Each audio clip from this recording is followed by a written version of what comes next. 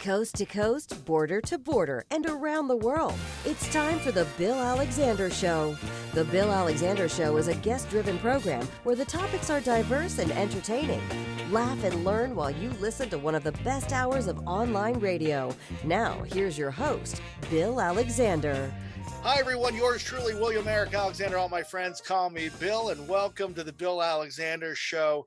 Today is going to be a treat for you because, trust me, it's a treat for me because as soon as you see this woman, you are going to know who she is, what she's been in, and it's going to be all these memories flooding back to you from your childhood or from whenever you've seen her films. Dee Wallace, thank you very much for joining me today. I really appreciate it. I'm happy to be here, Bill. It is so great to have you on the program. As I said, you played Mary in the movie E.T., which is probably one of the first films that we really saw you in that featured you and an alien that was a total groundbreak in a movie genre that I don't think we were ever familiar with. Well, we'd seen a lot of aliens, but we hadn't seen a lot of nice aliens. That's true. So yeah.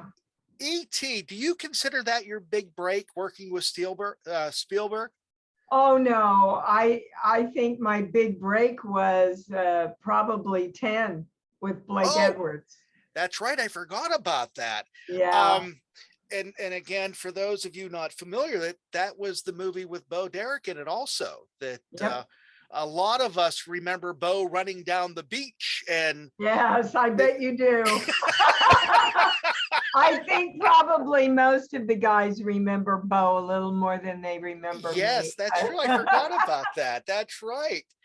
So what made you want to get into working as an actress in films and everything else? What got you involved in that? I was born. Well, that's one good thing. Okay. I'm telling you, I was always called to be creative. So Okay. I started out as a dancer. That's really what I wanted. That's really what I wanted to do. But I'm built like a gymnast.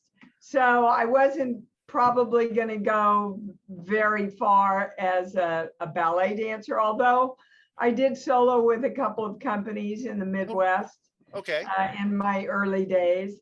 And my mother, I come from a very, very poor household. So my mom and dad got me started in modeling at a very young age so I could help pay the bills, really. And so I just was always kind of comfortable in the spotlight, and as long as I was doing something creative, I was happy. And the same goes for today. I just want to be creating, whether it's writing my books or doing movies or directing or whatever it is. I just want to create. That is fantastic. So we were talking before you came on that it is the 40th anniversary of E.T. this year. Yeah. Which has to be amazing to you to remember. I mean, that movie, again, Steven Spielberg, groundbreaking film, still has staying power to this day because I think the message is still important. Oh, yeah. It's our Wizard of Oz. It's going to go on forever, guys. That is a great analogy. I would have never. And you had because of the message. You're right, Bill.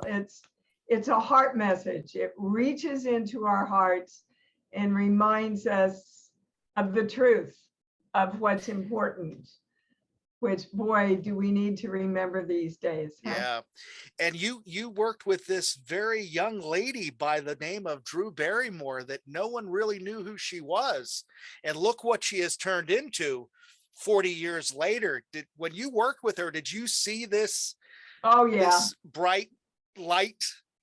Oh, yeah. She, the first day on the set, I was sitting in my very tall director's chair, and she came up and looked at me and she said, "Hi, Dee, I'm going to sit on your lap now." And I said, "Okay, Drew, come on up." We always knew she was going to direct. She was directing all of us on the set. So. Okay. So the whole premise of that movie was very, I guess, I don't want to say new, but it was different because you were a single mother, right? Yes. And I you was had the these two first kids. single mother on screen. Okay. And I mean, that was something we were not familiar with because we were familiar with what we considered the nuclear family, mom, Yep. dad, and two kids. Leave it to That, Beaver. yeah. And that wasn't you. Did you feel extra pressure on yourself for that? Not Because at all. you were actually It showing. never occurred to me, Bill. You know why? Because I was largely raised by a single mom. Really? Oh, yeah. My dad was a severe alcoholic most of my life and ended up committing suicide in my high school years. Oh.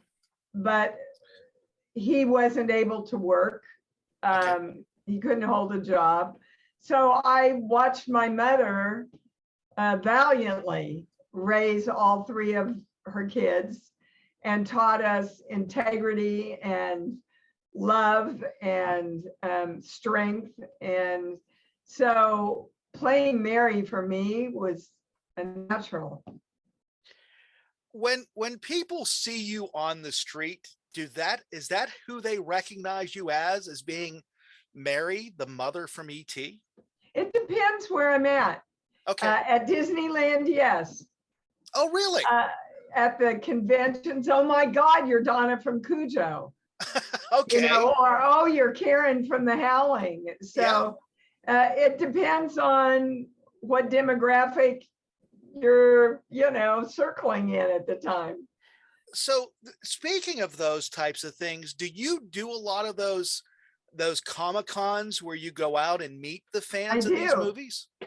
I do, and I really like doing them. I do about 5 or 6 a year, and I do several with the two boys from ET.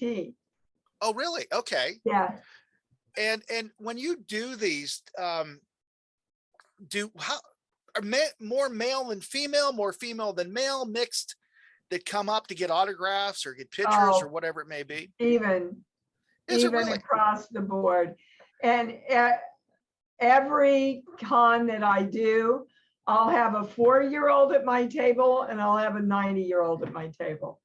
And that has to say something to you that your work has been able to carry across that age, that yes, it does. demographic over those and decades. Let me tell you, all the 4-year-olds aren't there because of ET. A lot of those 4-year-olds are horror buffs already. So they're there because of Cujo and the Howling. Yeah. I look at their moms and dads sometime and guys. You question it going, wait a minute here. But if you're groomed at an early age just to know it's a movie, it's not a big thing. Me, I still have a hard time watching a horror movie. I can do them, but I am such a wuss to watch them. I'm wussy. It's true. That is a great point. So when you shoot a horror film, and I've never been in a film in my life, so I wouldn't know this, it's done in bits and pieces. Not until it hits the editor is when they put in the suspense, what we'd like to say. They're the ones manipulating it. So you really have no idea what's happening other than what you read in the script, right? Well, that's my job, is to have a good sense of the overall story and the highs and the lows and where to play the tension and where to play the emotion, but you have to understand that doing a horror film is a very technical thing. So, okay, can you lay really still while we drip the blood down here, right? I was trained very early how to use a gun on set and all the safety protocols. Dogs in Cujo, there were 13 dogs that played Cujo. They were all trained to go after toys, and we had to tie their tails down so they wouldn't wag them because they were all going after toys. I never So, thought of that. yeah, you know, the Howling, the big attack scene where I'm frozen watching, nothing there. Yeah. All I heard was Joe Dante going, okay, now he's getting bigger. Whoops, there are his ears, you know. What So would you rather work with? Would you rather work with children or would you rather work with animals? Because we've always heard those are the two things you never want to work with. yeah, well, I wouldn't have had a career, would I? That's true. That's very true. You know, I love working with both. I do. I love working with kids, especially kids as good as the kids that I have gotten to work with. I mean, brilliant actors in their own right. And I adore animals. The hard thing for me when I do something with an animal is we're not allowed to touch them and bond with them. And I just want to get down and love on him and pet him. And we can't do that. Yeah. That just amazes me whenever you work with animals because of how well trained they are. But yet they have to play these vicious beasts that in reality, if you sit and think about it, you know that it's not. But you let yourself get taken away when you're sitting in that dark room and you're watching this and you can imagine these things coming at you, especially like in Cujo. Well, that's the magic of the movies, baby. You know, they just transport us somewhere else. I just went to see my first movie since the pandemic. Okay. And it was so nice to be in the theater again. I went to see Dog. How was that? I've heard mixed reactions. It was not at all what I expected from the previews. Okay. And I really loved the story, the journey of him and the bonding. dog. Yeah. Well, not only the bonding, but the main character and the dog. It's a journey of how they're both finding out who they are. Okay. That's interesting. I have not, I'll be honest with you. I have not been, actually, that's not true. I've been to one movie since the pandemic, and that was the Ghostbusters Afterlife that I saw because I was a big Ghostbusters fan when I was a kid. So my 17-year-old son said, Dad, we need to go see this. And I'm thinking, okay, I mean, it's my excuse to go back to the movies again, which was great. So the movie, the one of the movies that I really think scared the heck out of me was the movie Critters. Well, you're just a little wussy, aren't you? I'm not a big fan of horror films. That's one of the problems. But when you did Critters, I mean, I understand how movies are made now. Everything is CGI. No, not everything. Not everything. But when you when you were working with the Critters, were they CGI or were there actually models there you were working with? No. We worked with real models that were incredibly well made, I might say. They hadn't finished the really big, huge critter. Okay. So there's one scene where he comes up and the big critter peeks his eyes in one of the windows because that's really all they had. Right. And a lot of the little critters were kind of little spongy things.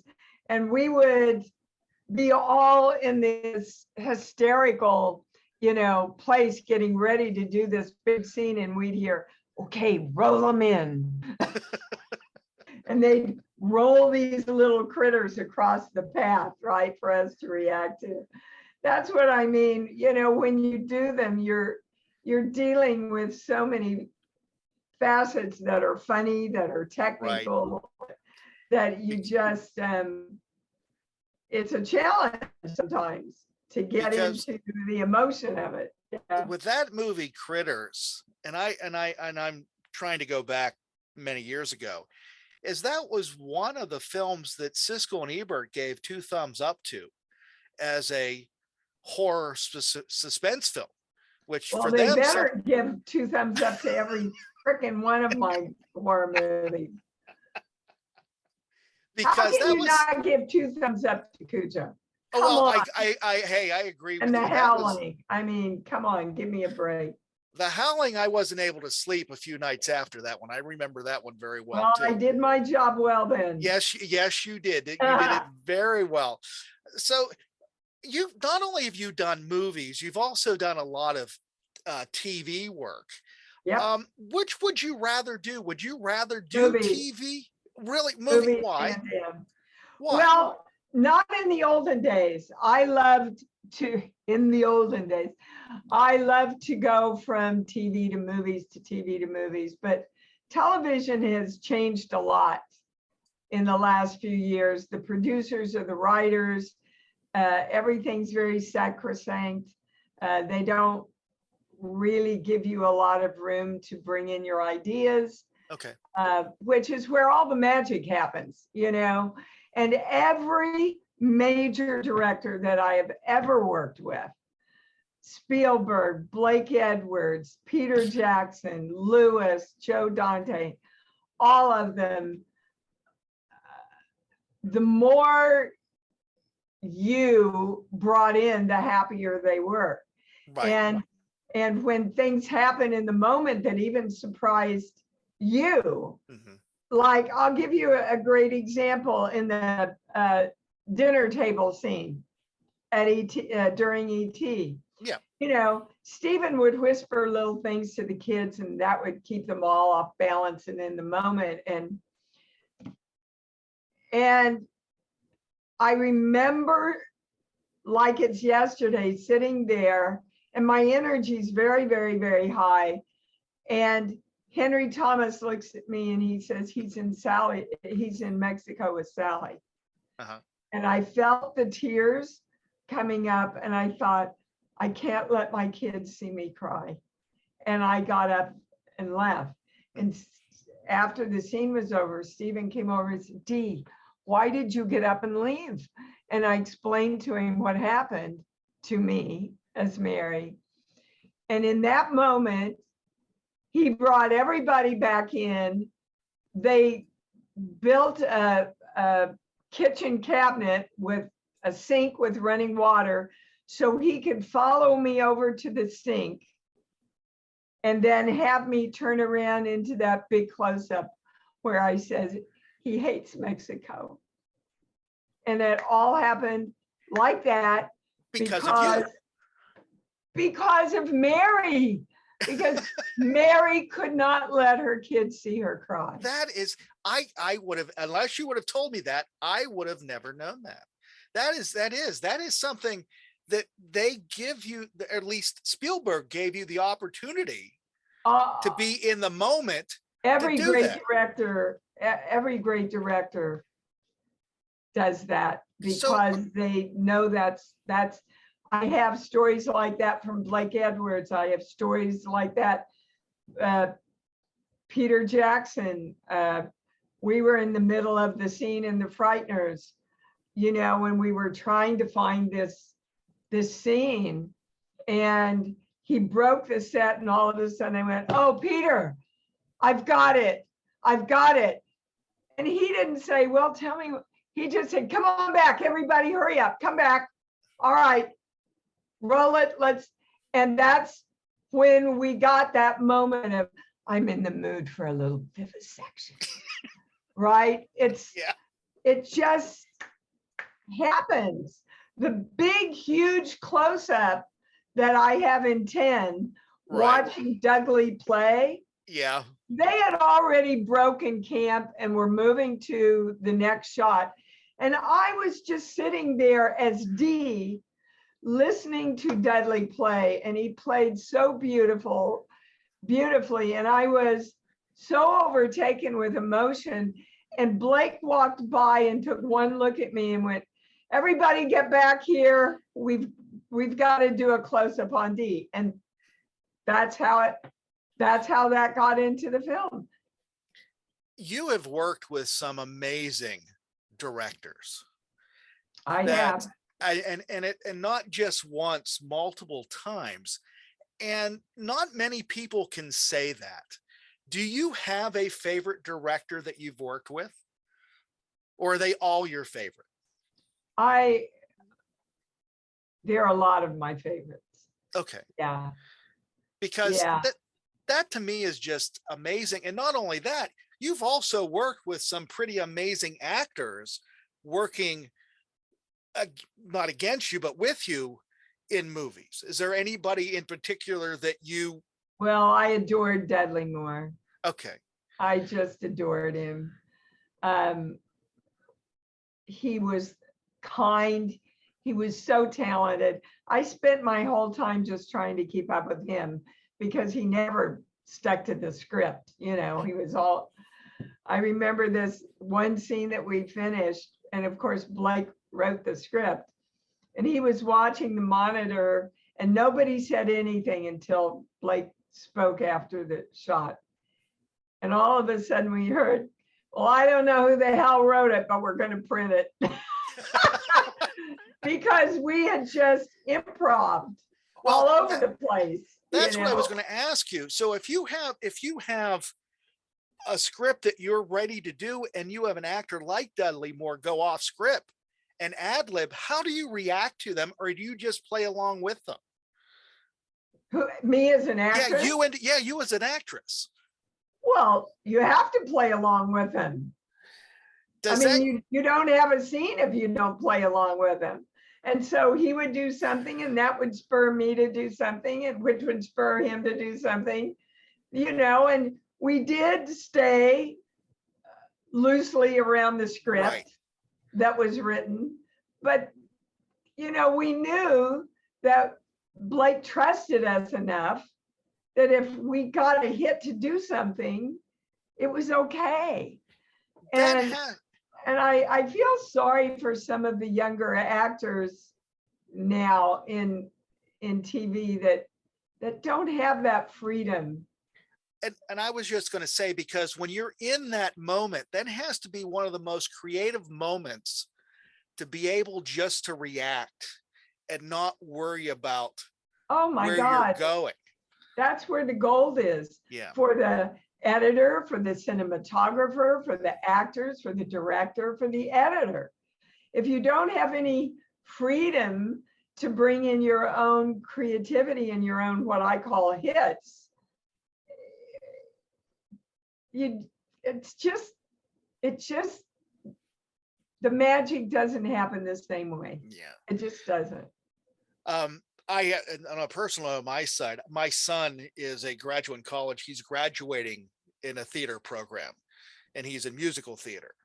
And this weekend, he is going to SETC in Tennessee to audition for all these major theaters across the country, because he loves doing live performance. Yeah. And he's done the auditions for cruise ships and everything else. And I'm driving him to the airport tonight after you and I get done. But what's interesting about it is he says the same thing. He says the most creative time he has on stage is when you're able to react to somebody and not worried. It becomes natural. It becomes a natural emotion, and it's more than acting. And I was just wondering if it felt the same way to you, because from what I'm hearing, it sounds that way. Absolutely. Absolutely. You're alive in the moment as the character. That wasn't Dee that got up and left the dinner table. No, that was Mary. That was Mary. Yeah. You know? And you've done a lot of TV recently within the last so many years, and you've done a lot. Do you feel stifled when you do TV? Do you feel that? Sometimes. Depends on the set that I'm on.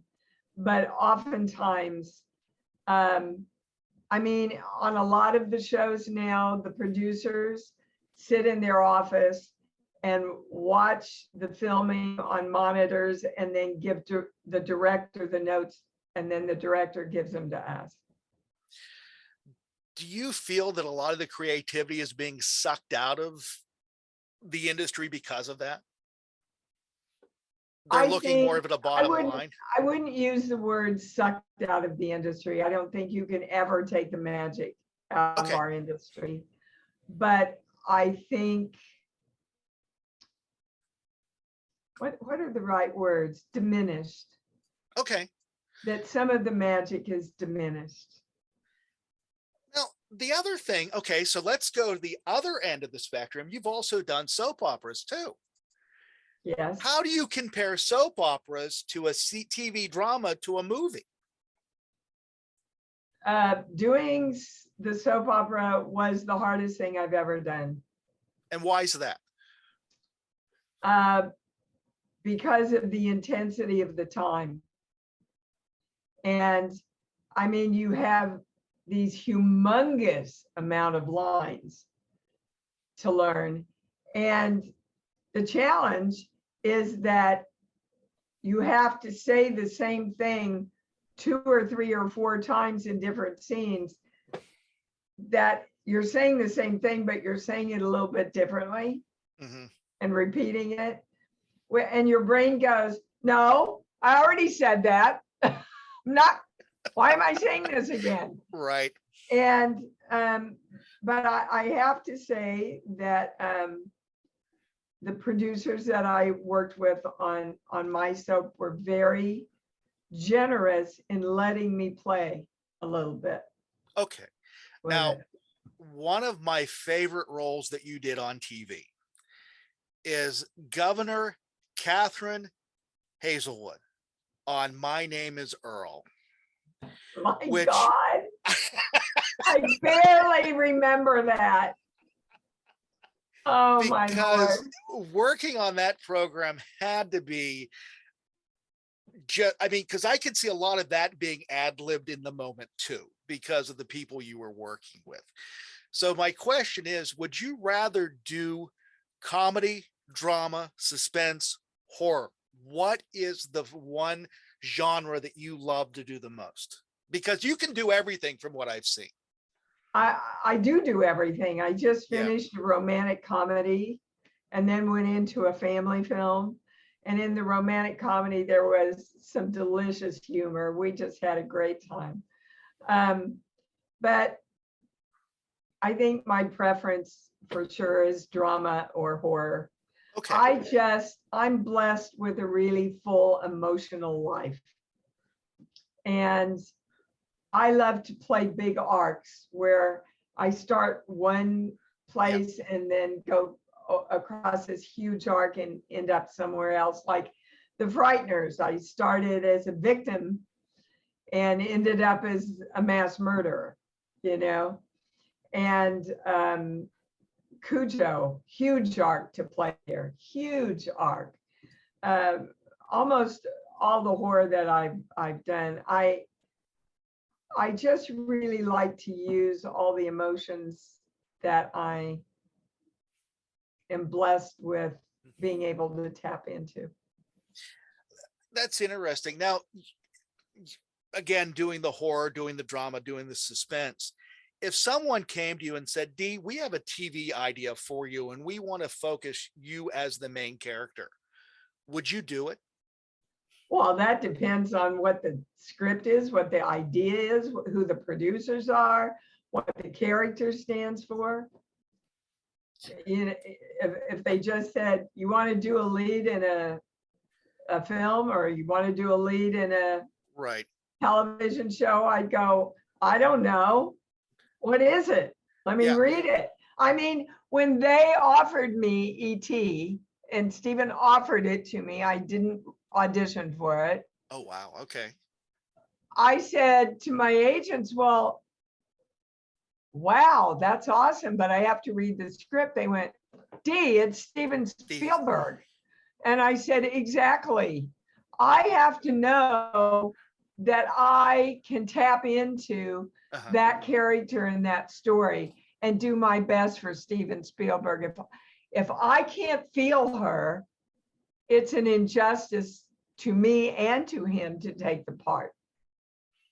And I would say that you did feel her by the time you were done. Oh, the minute I read her.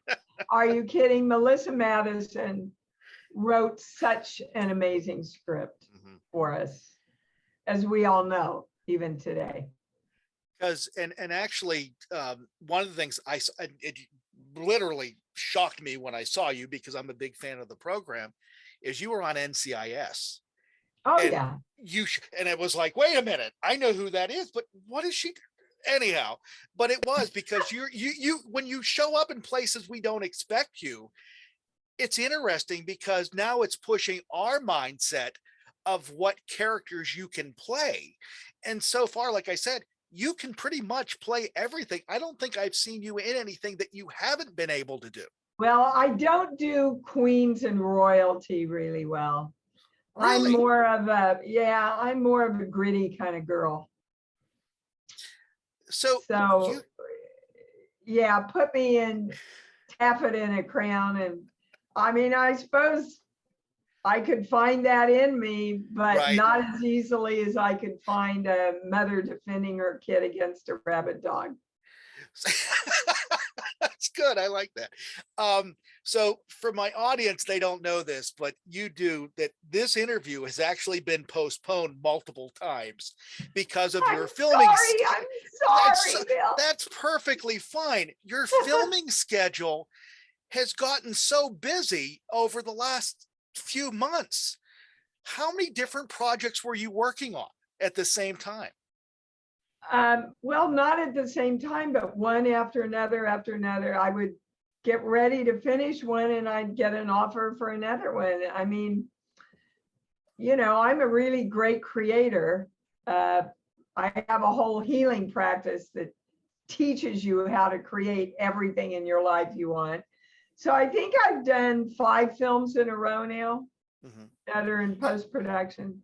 Now, as I've asked other people that I've talked to recently, are these for the big screen? Are these for streaming services?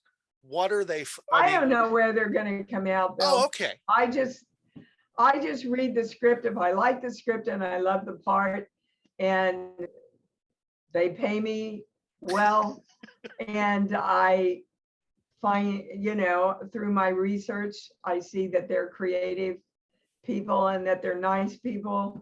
Life's too long to work with the assholes for me anymore. I just don't I get it. Yeah. It's just I don't want to do it. So so now I don't remember what your question was. No, with the films that you're doing, because we've seen a big uptick of the streaming services over the last few years, that pretty much every one of your movies that you've done has been on one of the streaming services. Do you feel the streaming services are basically giving you an extended life I think they're giving everybody an extended life. I mean, the more product there is out there, the more opportunities there are for all kinds of creative people. So, I did my Fanboy 13 came out last, I guess it was last fall. And I just got a message that from the director producer, Deborah Voorhees, that it's number 3. Amazon picked it up, and it's number 3 on the new horror releases. So you never know where they're going to end up. You just go in and do your very best job that you can do. And sometimes it's in a studio film that takes a dive and never gets out there. And sometimes it's in a little independent film and people find it and it takes off. So, your job is just to do a good job. That's the way I look at it. Is there a film that did not do as well as you thought it should have, that did not get the exposure that should have gotten, but it was a much better film than the way it was received? Oh, The Frighteners, for sure. And is there and see, The Frighteners was supposed to come out on Halloween, which it should have. Right. But there was another big picture that wasn't completed. And so they put The Frighteners in with the rest of the summer blockbusters, and it got lost. I think Peter should ask Universal to release it again at Halloween. And you feel that that would be the better time for it and you would have a larger audience for it? Well, yeah, it's a horror film. Well, I've seen horror films do well in August too, but again, that's Yeah, just sure. depending on how they're marketed and everything else. But not Is along with all the major big right. blockbusters, you So know. is there a film that did extremely well that you thought shouldn't have? No, Okay. not Everyone, of mine, okay, that's what I was going to ask, because not every of one of mine. yours, because again, I just think it's interesting that when you take work, and what's nice about you're able to read a script and you can say yes or no to it. You can deny it, you can accept it, and you can make the decision if you want to be a part of it. And I'm sure that you've read some really bad scripts over the years that you go, no, this isn't me. Oh, yeah. And I'm Oh, sure the yeah. directors and the producers go, come on, Dee, we want you to do this film because we need your name. Well, yeah. Howling 2, they sent me. I read it and I went, don't do nudity like this, guys. This is not what I do. Okay. And this is not representative of Howling 1 to me. Right. So yeah, so I said no. So when you do these and you do these films, were there certain things that you wouldn't do? Like you said with Howling 2, you wouldn't do the nudity, or it wasn't? Yeah, I don't do nudity a lot. I don't think that's what my fans think I'm about. I don't have any problem swearing on screen. I think everybody knows that by now. You know, and I mean, I'm very cognizant that I'm playing a part and that I'm not really representing who I am when I have an extramarital affair, which I would never do in real life on screen, right? So, but there's some lines I just won't cross. Right. Now I'm looking, there are 10 films that are in post-production right now. Are you on IMDb? It's on the left corner of my screen. Yeah. Because when you mentioned that you've been doing all this work, I'm going, what has she been doing? And which is the family film that you've done? Cat Claws Mountain, The Legend of Cat Claws Mountain. I don't even know if it's up there yet. Okay. Because there's some ones coming up. You play Deanne in Catch a Falling Star, Captain Michelle Morgan in Final Cut, Helen in Pitchfork, Mrs. Hollowell in Campfire, Incubus, The New Beginning. You play Zura Valentine, The Legend of Cat Claw Mountain, Maggie Porter, Bits, The Fallen One, Homestead, you play Clara, Nix, you play Donna, Stream, you play Linda Spring, and Every Time a Bell Rings, which actually was recently on. Yeah. You played beautiful Donna. Christmas movie. Yeah. So again, and then the romantic comedy, I guess they haven't posted yet, which is Birthday Boyfriend is what it's called right now. I think it'll probably be titled, but okay. So I was asking, so when you're not doing films or anything in acting, which when I look at International Movie Database, there is no way that you've been without work in the last, I don't know how many years, because every time I see something, it's continual. What do you do when you're not acting? I have a whole healing practice. And I'm a clairaudient channel, and I do private sessions. I had 4 private sessions today with people. I have 6 books. My latest book just came out. It's called Born, Giving Birth to a New You, which is literally a primer for the formula for creating anything you want in your life. And I'm a pretty darn good creator. Well, I won't argue with that. So this healing practice that you do, can you give me a brief explanation of what you do? Yeah, I teach people how to work with energy and how to take responsibility for their own lives instead of continuing to tell their story, which only keeps them living their story instead of creating the story that they want. So my expertise is being able to look into someone's energy. Okay. And find out where their blocks are and help them move through that. How difficult is that? Because I can't imagine someone coming in. Is it really easy? It's easy. And anybody can channel, guys, but you have to trust. Okay. And you have to ask. My channel really opened up, even though I did I got a lot of messages when I was a little girl, which I talk about in Born. But basically, anybody can channel. And when my husband died, Christopher Stone, he died very suddenly of a heart attack. I kind of fell to my knees and I said, I don't want to be pissed off and I don't want to be a victim. I want a way we heal ourselves. So you see, I was asking, I want a way we can heal ourselves. And in the good book, it says, ask and you receive. But what most people don't understand is ask in the original Hebrew is claim or demand, which means this will be delivered to me. Oh, So interesting. as soon as I said that, like that, I got my first message. And at that time, I had started my acting studio.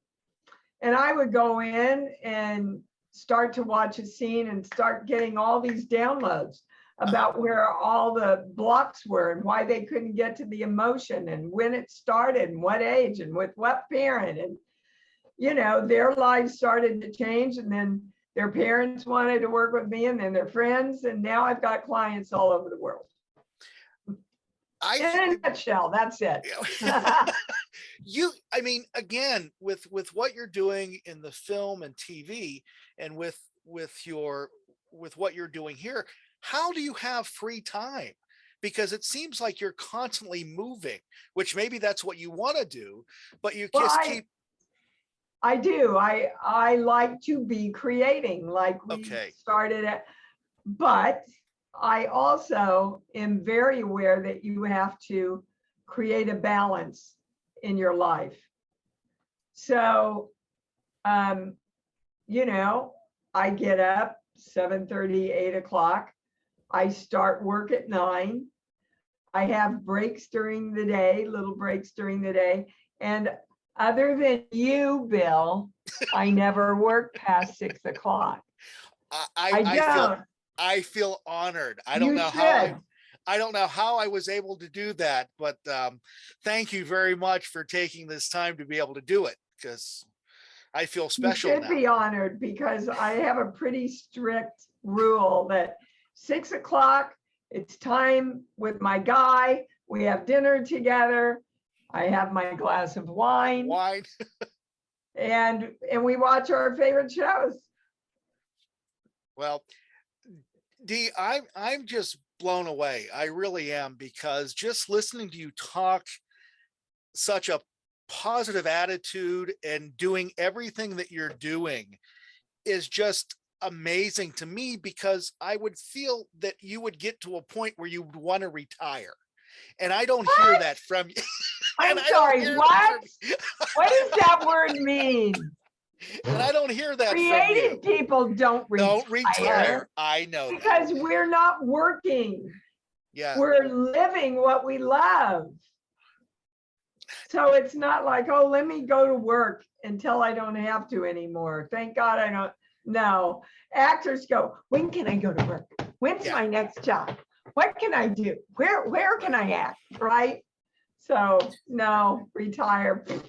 So with the pandemic that we've dealt with for the last 2 years, which in this area, the 2 years is March 13th is when we went into lockdown here, when we went into self-containment. How did that change what you were doing? Not much. Did it really? When you Let me tell you, I got up one morning early in the pandemic and they had shut all the studios. Yes. And I went, holy hell, how am I going to make a living? Mhm. And my channel said to me, the studios are not your living. Your consciousness is your living. Get up every day and say, okay, what can I create today? Mhm. So I did. And I created a short horror film called Stay Home that people can find on YouTube, just as a love gift Right. with a lot of my other pretty well-known horror friends, as a love gift for the horror fans. It's 20 minutes. My daughter directed it. We did it all by sending GoPro cams to everybody. So they did it in the confines of their house. Oh, So it was interesting. all COVID safe. I wrote my book, Born.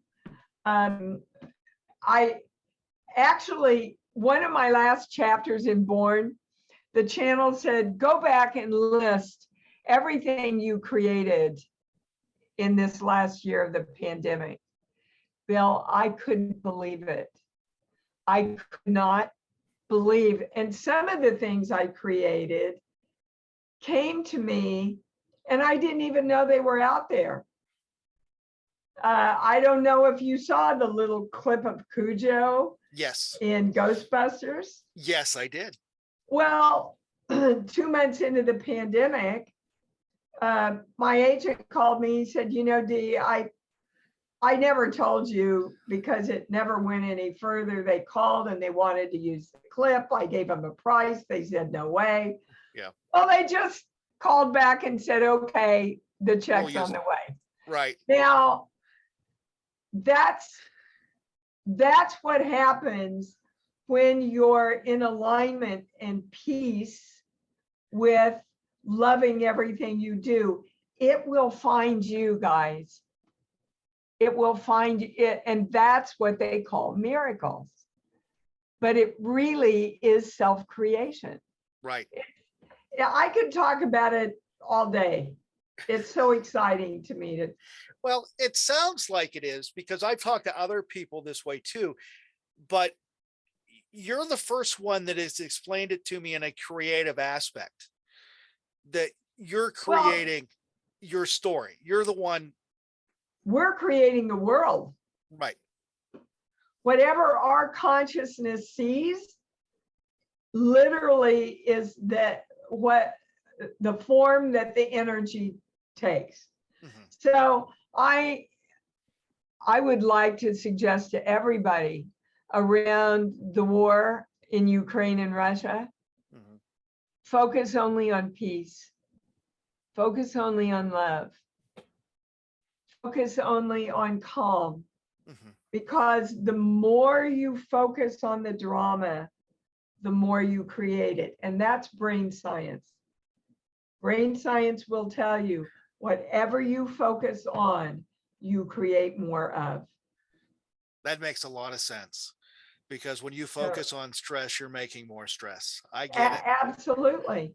That's why I often say, you know, in Little Shop of Horrors, if nobody had fed the damn plant, nobody would have been eaten, right?